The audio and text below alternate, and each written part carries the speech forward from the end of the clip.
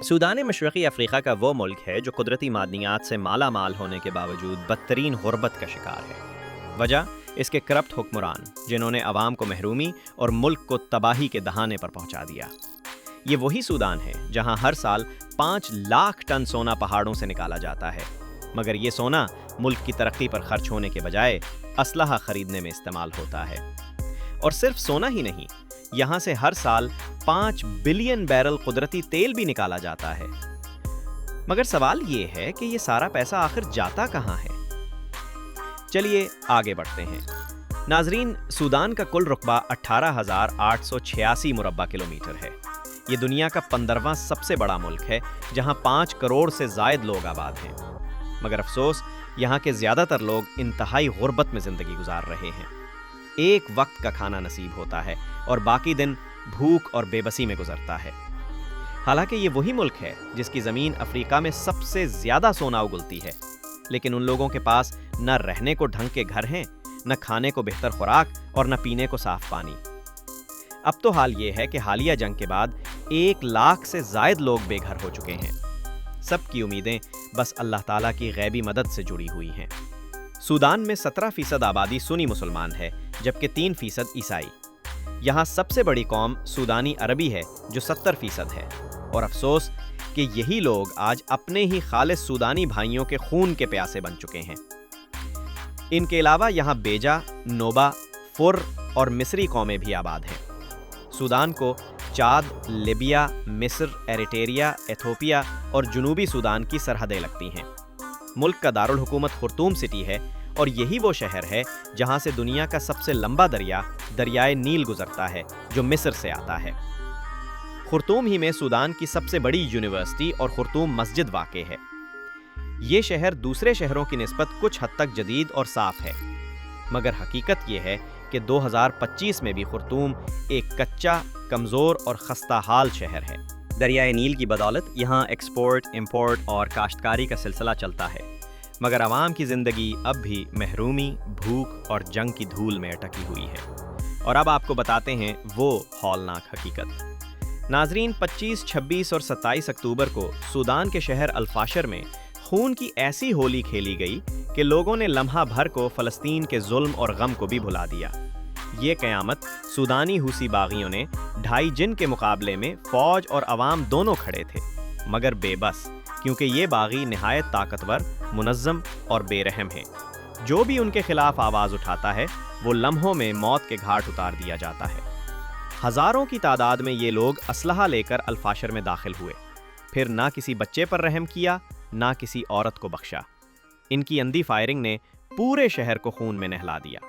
सूदानी फ़ौज पीछे हट गई, मगर शहर के लोगों के जिस्मों के टुकड़े टुकड़े हो गए। और अफसोस की बात यह है कि जिन्होंने ये सब किया वो भी मुसलमान ही थे, और ये पूरी लड़ाई सिर्फ सोना और तेल हथियाने के लिए लड़ी गई। हुसी बागी सूदान के तमाम कुदरती वसाइल पर कब्जा करना चाहते हैं, और अफसोस की बात यह है कि वो इसमें कामयाब भी होते जा रहे हैं।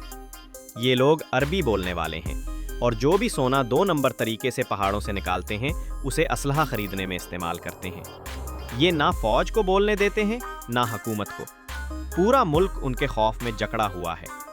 बस अल्लाह रब्बुल इज़्ज़त की ज़ात से यही दुआ है कि हमारे इन तमाम मुसलमान भाइयों की हिफाजत फरमाए।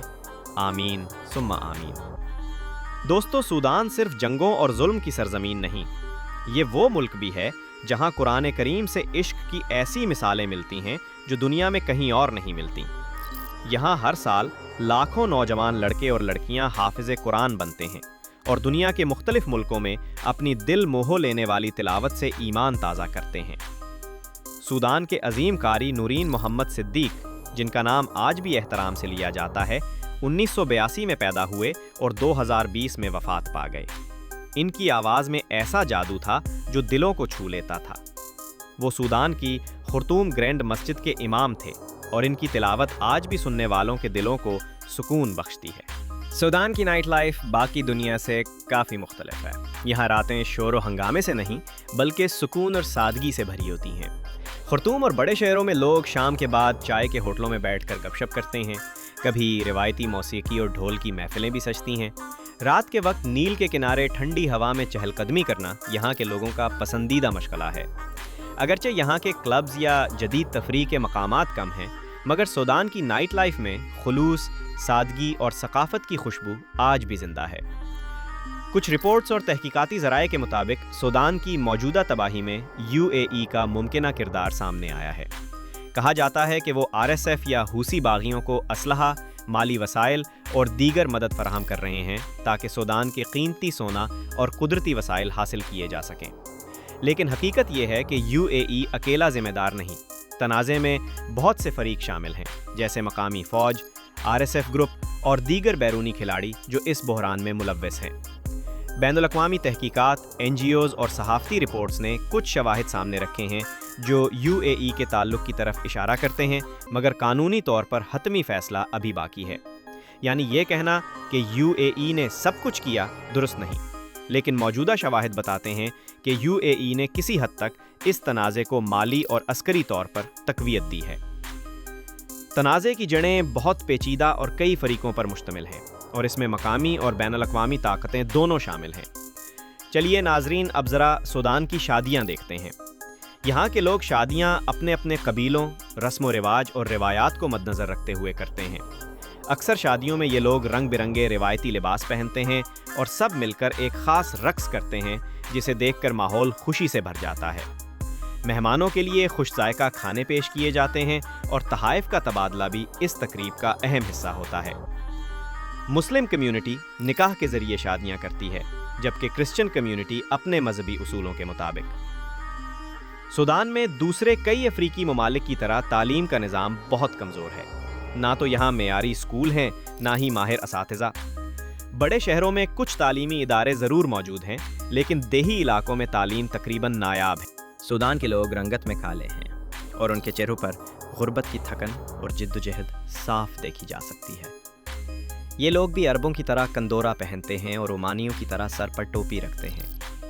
دلچسپ بات یہ ہے کہ یہاں کچھ ایسے قدیم قبائل بھی موجود ہیں جو آج بھی جنگلی طرز زندگی گزارتے ہیں۔ نہ یہ کپڑے پہنتے ہیں، نہ عام انسانوں سے میل جول رکھتے ہیں۔ جو کوئی ان کے علاقے میں داخل ہو جائے وہ اسے جان سے مار دیتے ہیں۔